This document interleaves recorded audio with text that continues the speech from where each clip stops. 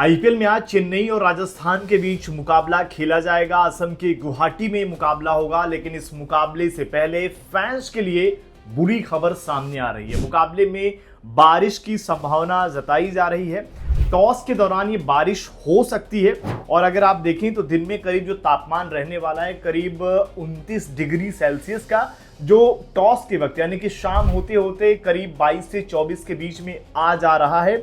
और इसके अलावा अगर आप देखेंगे मैच के दौरान बादल भी पूरी तरीके से छाए रहेंगे, तो ये इस मुकाबले के लिहाज से अगर आप देखें तो बुरी खबर है। और यहाँ पर एक और चीज़ है, क्योंकि बादल रहेंगे, ह्यूमिड कंडीशन रहेगी, तो इससे होगा क्या कि जो सेकेंड में बैटिंग करने वाली, अगर मान लीजिए बारिश इतनी नहीं होती है कि मुकाबले को इम्पैक्ट कर जाए, तो शाम को ओस भी गिरेगा, जिससे दूसरी बैटिंग करने वाली टीम को बहुत फायदा मिलने वाला है।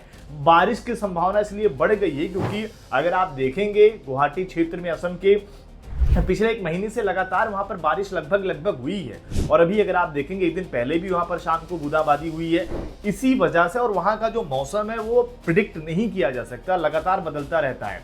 तो ऐसे में अगर आप देखेंगे ये चेन्नई के फैंस जो मुकाबला देखना चाह रहे हैं, जो चेन्नई के इस नए वर्जन को देखना चाह रहे हैं कि भाई क्या करेगी ये टीम, इतनी परेशान अपने आप में भी ये चोटों से, उसके मुकाबले को लेकर जो एक्साइटेड लोग हैं उनके लिए बुरी खबर है। राजस्थान जो एक नई तरीके से तैयार है, यशस्वी जायसवाल को लोग देखना चाहते हैं कि भाई टीम इंडिया ने अलग अलग मौकों पर इन्हें इग्नोर किया है, लेकिन ये खिलाड़ी काबिलियत वाला और यहाँ पर कैसा प्रदर्शन करता है। इसके अलावा वैभव सूर्यवंशी जो अभी हाल ही में 15 साल के हुए हैं और उनको तो हर कोई देखना चाहता है। जडेजा जो बहुत समय बाद राजस्थान की टीम में वापस आए हैं, वो किस तरीके से प्रदर्शन करते हैं, ये तमाम चीज़ें रहने वाली है। लेकिन उससे पहले फैंस के लिए ये बारिश को लेकर बुरी खबर सामने आ रही है। साथ ही अगर आप देखेंगे ये बुरी खबर मौसम का भी है और चेन्नई के लिहाज से अगर आप देखें, एक नहीं दो नहीं बल्कि 3-4 खबरें उनके खिलाफ हैं। एमएस धोनी की खबर आती है कि वो भी इंजरी की वजह से बाहर होते हैं, लगभग 6 मुकाबलों से वो बाहर हो गए हैं। इसके बाद खबर आती है इस मैच के एक दिन पहले ही